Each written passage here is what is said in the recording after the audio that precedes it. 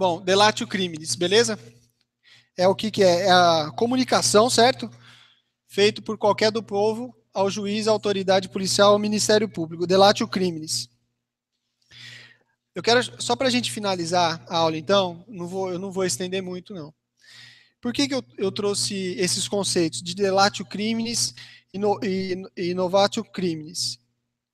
Pelo seguinte, existe uma distinção entre requisição, requerimento e representação. Oi?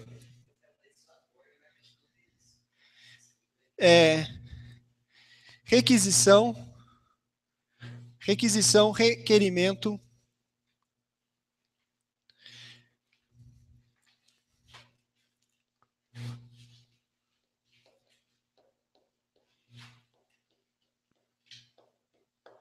requisição, requerimento e representação.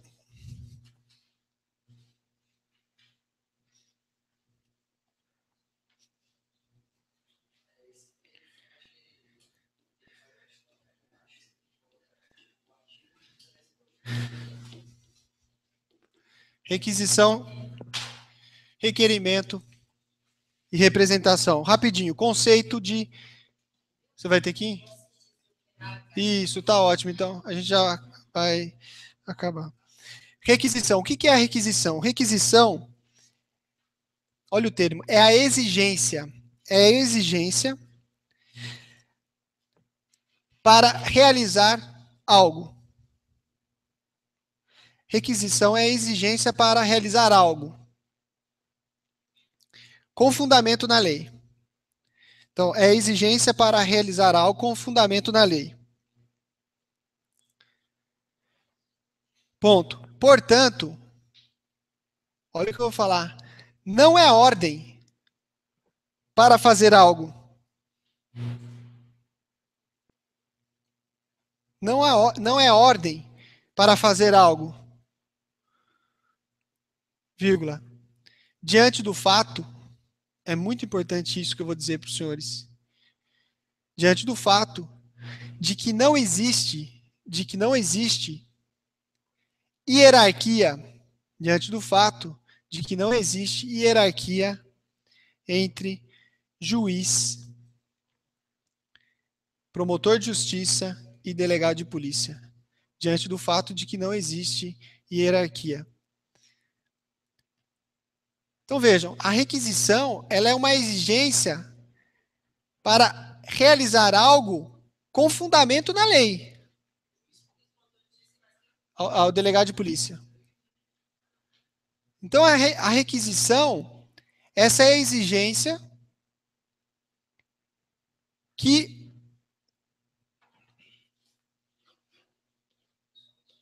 o MP e o juiz,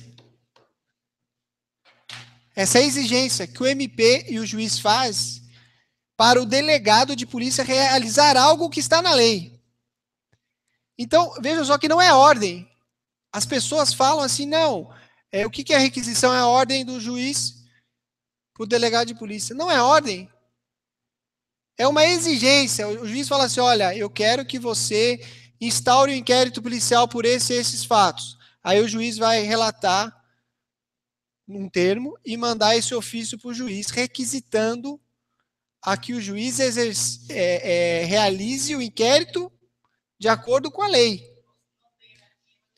Não é ordem, porque a ordem, ele é obrigado, na ordem, existe uma hierarquia. Ele manda, na requisição, ele exige, fala, olha, faça. Porque a lei determina. É a lei... Não existe hierarquia, por quê? Se o delegado, se a requisição for ilegal, por isso que a exigência para realizar algo com fundamento na lei. Se a exigência for ilegal, o delegado não é obrigado a fazer. Então coloque aí. Exatamente. Se a exigência for ilegal, contrária à lei, Se a exigência for ilegal, contrária à lei, o delegado não poderá cumpri-la. O delegado não poderá cumpri-la. Seja para, não poderá cumpri-la, seja para instaurar inquérito policial, seja para instaurar inquérito policial,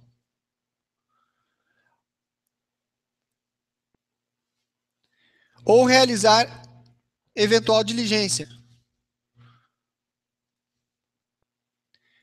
Ou realizar eventual diligência, vou reiterar, ilegal. Por exemplo, coloque-me assim, promotor de justiça, MP, requisita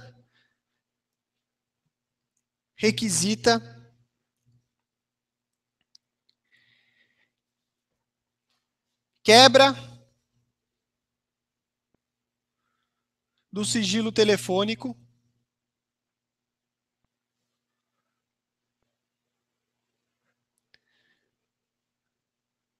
de um investigado, quebra do sigilo telefônico de um investigado, sem autorização judicial. Sem autorização judicial. Ponto. Essa requisição é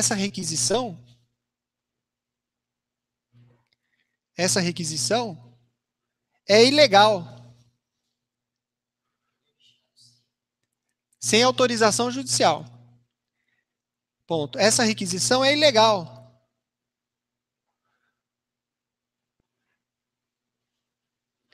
Pois a lei determina que a quebra do sigilo telefônico,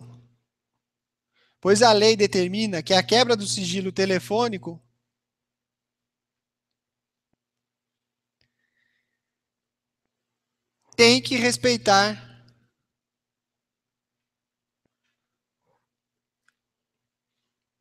os requisitos. Tem que respeitar os requisitos, vírgula, dos quais a autorização judicial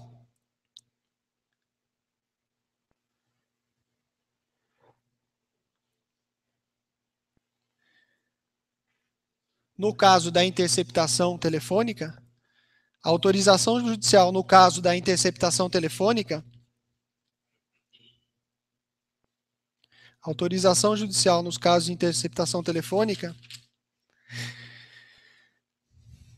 é fundamental.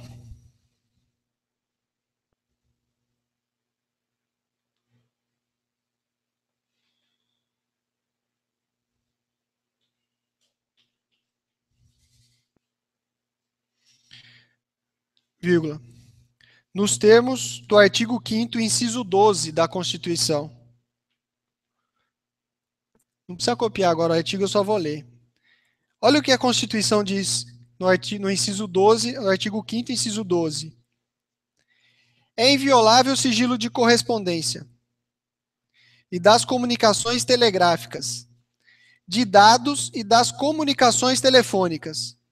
Ó, eu estou falando de sigilo de correspondência. Carta, inviolável. Comunicações telegráficas, telégrafo. Dos dados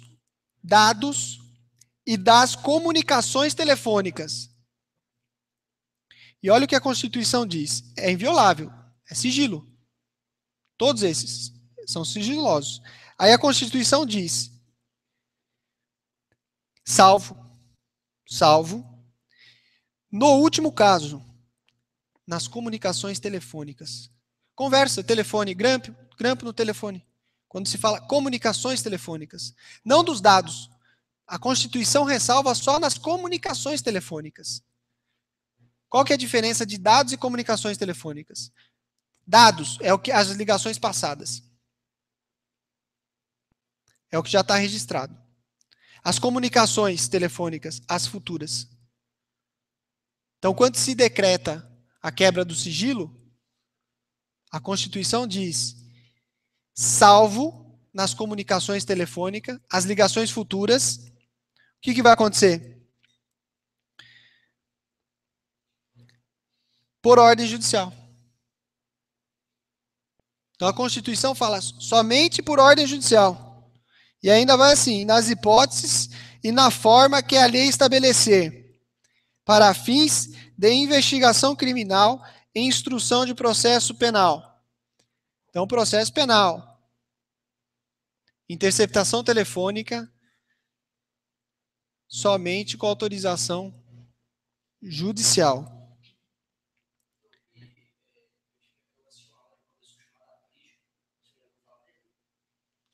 Não.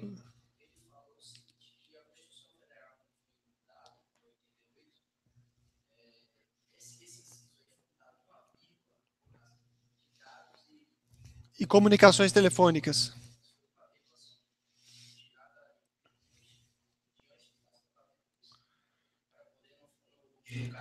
É. É. É interessante porque, assim, essas exceções, entendeu? É só comunicação telefônica. Os dados não, porque a Constituição falou nesse último caso. Só as comunicações telefônicas, autorização judicial. Tem que ter. E essa prova produzida, o que ela é? Se ela for produzida nesses termos. Olha, o promotor de justiça, voltando à nossa questão, ele requisitou para a autoridade policial a quebra das comunicações telefônicas sem autorização judicial. Ilegal. E lembra que eu falei para os senhores? Na FGV, se cair uma questão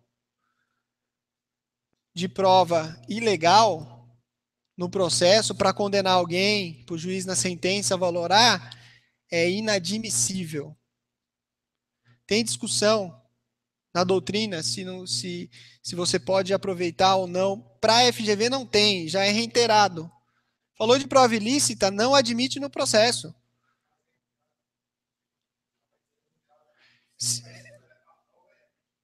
Em nenhum caso, para a prova dos senhores, nenhum caso. Porque a lei é expressa em falar, a Constituição é expressa, é vedada no processo a obtenção de provas por meios ilícitos.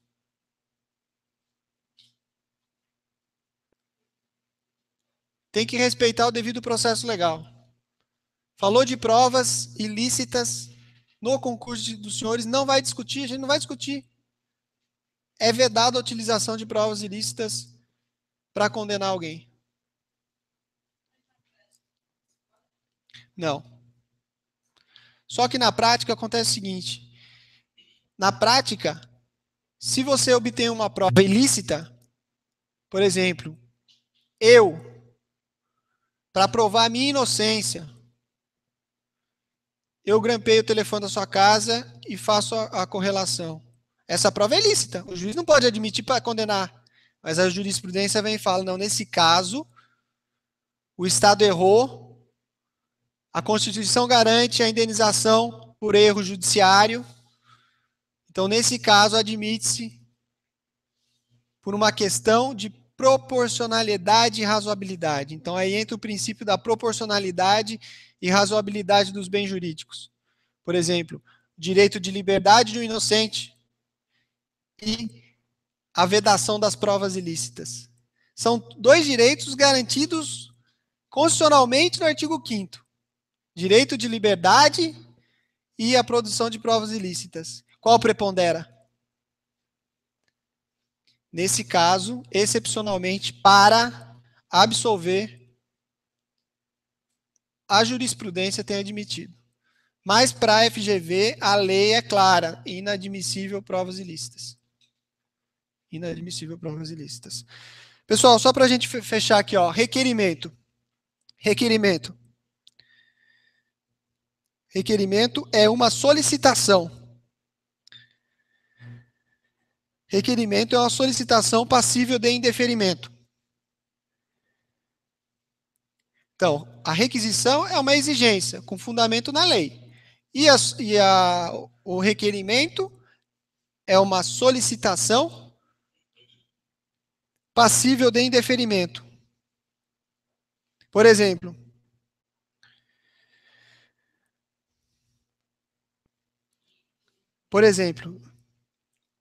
oi? Isso. Passível de indeferimento. Isso, eu vou dar exemplo agora. Por exemplo, a parte ofendida, a vítima, solicita ao delegado de polícia a oitiva de uma testemunha. Então é um requerimento. É um requerimento. Não é requisição. É a parte. O ofendido foi lá e solicitou. Entendeu?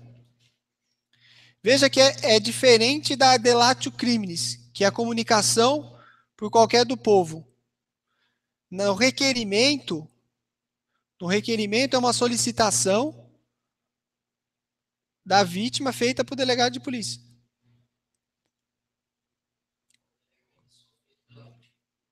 O requerimento é feito pela vítima passível de indeferimento. Passível de indeferimento. Outra diferença em requisição que eu esqueci de falar, que coloca assim, observação. Na requisição, a autoridade policial tem que fundamentar o motivo, olha isso, do cumprimento ou do descumprimento. A fundamentação, ela é imprescindível. O deferimento ou indeferimento da requisição.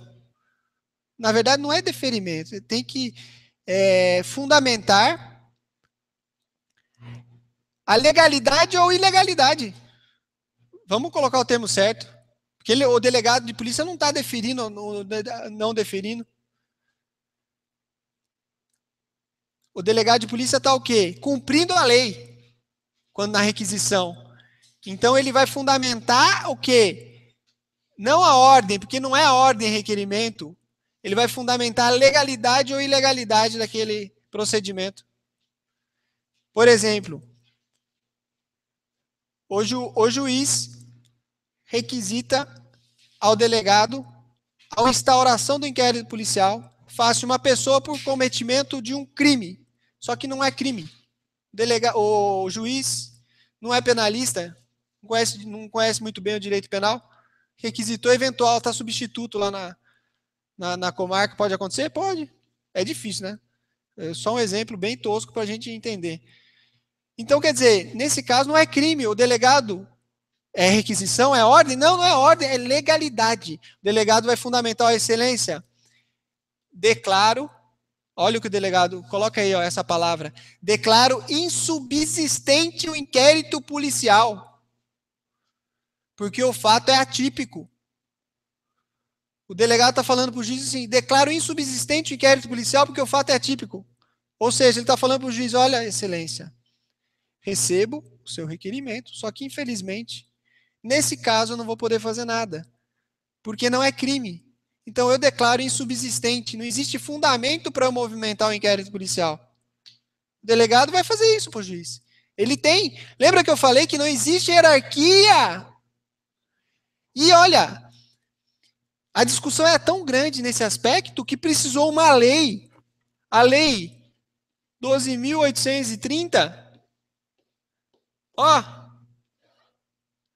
a lei 12.830 falar expressamente que não existe hierarquia entre juiz e promotor, que era uma discussão muito grande. Daí aquela discussão, não é ordem, é legalidade.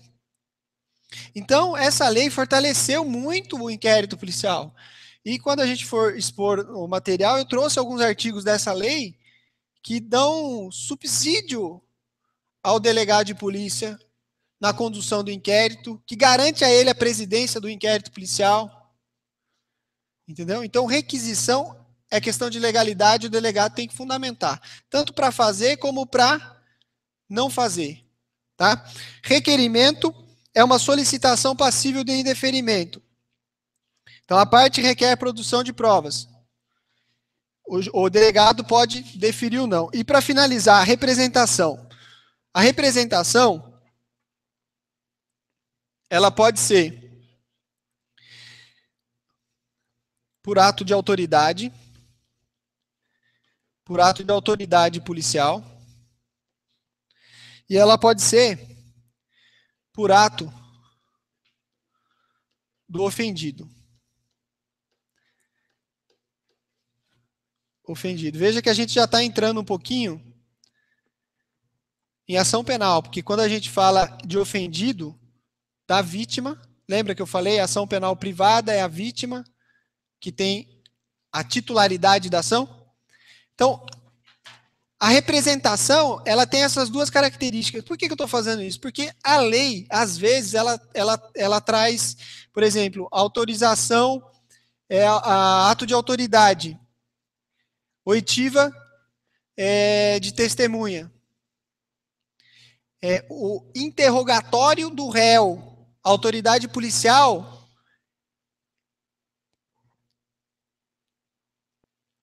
é atribuição da autoridade policial. O ofendido, ele representa para quem? Para a autoridade policial, para o juiz ou para o Ministério Público, para movimentar a ação penal. Agora eu trouxe um exemplo aqui, ó. Vamos lá, só para a gente esclarecer, ato de autoridade policial é a solicitação, lembrei o que eu ia falar, é a solicitação de providência por ato de autoridade. Primeira, por ato de autoridade. Então, é como se fosse um requerimento, só que é um requerimento feito pela autoridade policial, por isso por ato de autoridade. A representação por ato de autoridade policial é um requerimento, porque não deixa de ser uma solicitação, só que a lei chama de representação. A lei fala representação, quando a gente for estudar o artigo 6º, a autoridade policial representará ao juiz a decretação da prisão preventiva. A lei fala isso. A lei podia tratar requerimento, mas a lei fez essa distinção. Então, quando fala assim, na prova, a autoridade policial representará a prisão preventiva, tá certo? A decretação da prisão preventiva pelo juiz, tá certo? Tá certo, porque a lei assim tratou. Representação por ato de autoridade. Então, é a solicitação feita pelo delegado de polícia. Que nada mais é do que um requerimento. Sim. Exatamente. A vítima também, a lei fala que tem que ser por ato ofendido. Agora, por outra pessoa, lembra quando eu dei o conceito? O exemplo do requerimento que eu falei, a parte requer a produção de provas. A lei, ela traz essa distinção nos artigos. Quando a gente for analisar artigo por artigo, eu vou mostrar, ó, lembra quando eu falei de representação? Tá aqui, ó.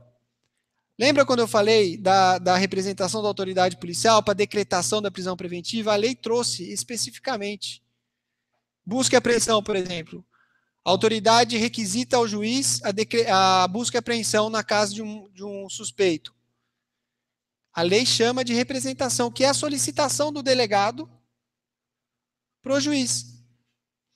E a representação por ato do ofendido. A lei diz que quando for ofendido, vítima, ela representará para a autoridade policial. Aí a gente vai analisar quando que tem a representação, que é a matéria da ação penal, de ação penal. É que eu queria continuar, mas eu ia precisar mais uma meia hora para explicar essa da titularidade. O tema é da titularidade da ação penal. Rapidamente, só vou tentar sintetizar para a gente entender. Titularidade da ação penal. Quanto à titularidade, a ação penal pode ser pública ou privada. Ação penal pública, a titularidade é do Ministério Público. Ação penal privada, a titularidade é do ofendido. Beleza? Só que acontece o seguinte, na ação penal pública, titularidade do Ministério Público, ela pode ser incondicionada, ou seja, o Ministério Público, ele é o titular exclusivo da ação penal, ele é o dono da ação penal. E ela pode ser também condicionada, ação penal pública condicionada. Condicionada ao quê? A uma condição de procedibilidade que a gente chama, condicionada à representação do ofendido. A lei assim tratou. Que nada mais é do que a solicitação por parte do ofendido para que o promotor de justiça ofereça a denúncia. Veja que na representação, o ofendido não é ele que vai entrar com a ação penal. Na representação do ofendido, ele representa ao promotor de justiça, ao delegado de polícia ou ao juiz, autorizando o delegado a instaurar um inquérito policial. Porque na ação penal pública condicionada, o delegado de polícia só vai poder instaurar o inquérito se houver representação do ofendido. E na ação penal privada, em que a titularidade é do ofendido, veja, ó, na ação penal pública condicionada, a titularidade é do promotor de justiça, com autorização do ofendido, representação. Na ação penal privada, a titularidade é do ofendido. Entendeu? E a lei chama de representação. A lei fez essa distinção. E, às vezes, a lei trata do requerimento, por exemplo. É a mesma solicitação. Só que quando for a parte que faz, a lei não faz essa distinção. A lei só faz a distinção por ato do ofendido e da autoridade policial.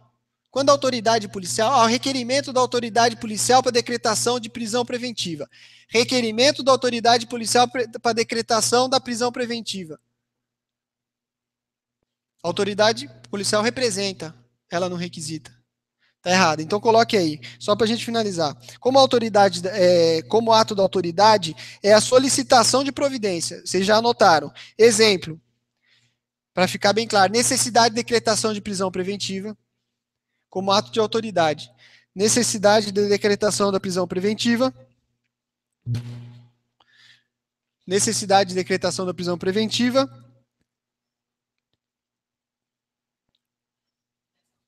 Prisão preventiva. Aí vocês podem depois ler o artigo 13, inciso 4º. Aí ele vai estar lá, representação. Ele tratou de representação.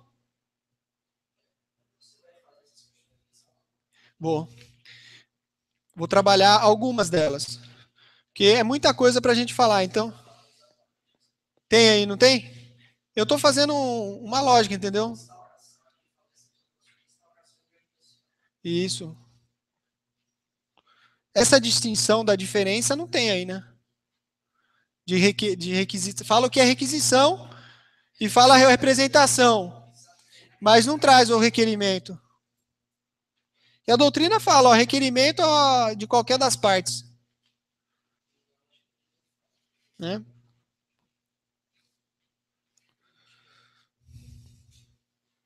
Agora assim, ó, como ato do ofendido. Aí vocês colocam assim, como ato do ofendido, que nós falamos ato de autoridade. Eu expliquei ato do ofendido, mas agora vamos colocar no papel, para não esquecer. Como ato do ofendido.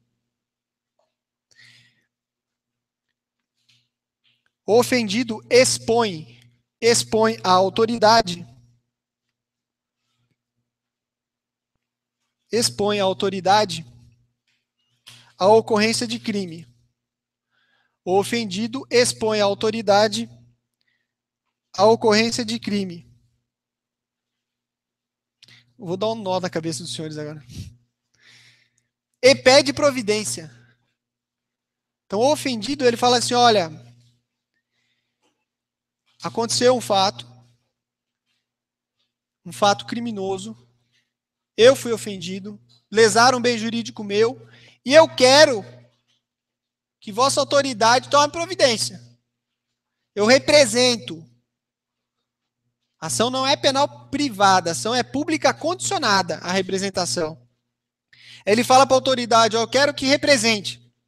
Eu estou representando. E eu quero que ele seja punido.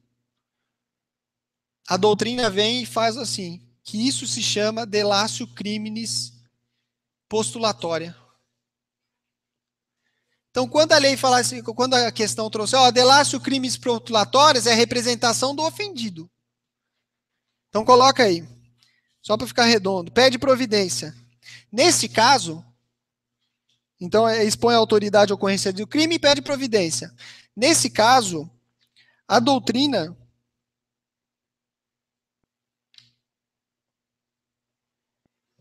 intitulou chamar de delatio criminis postulatória. Delatio é do jeito que a gente pronuncia, delatio criminis postulatória. Oi?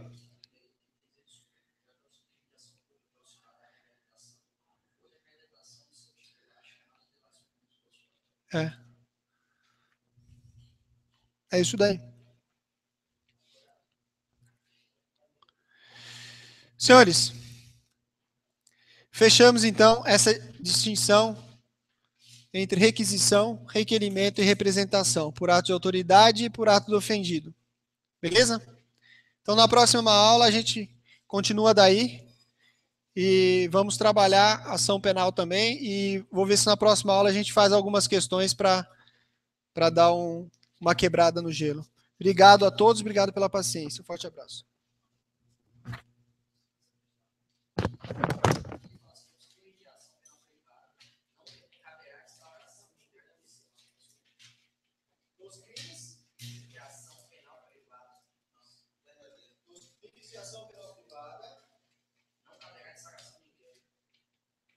Ação penal privada, cara.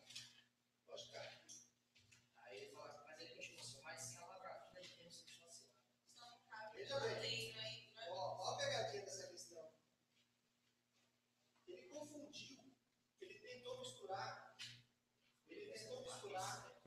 termo circunstanciado com inquérito policial e ação penal. Ele falou o quê? Começa a questão aqui, o que ele disse?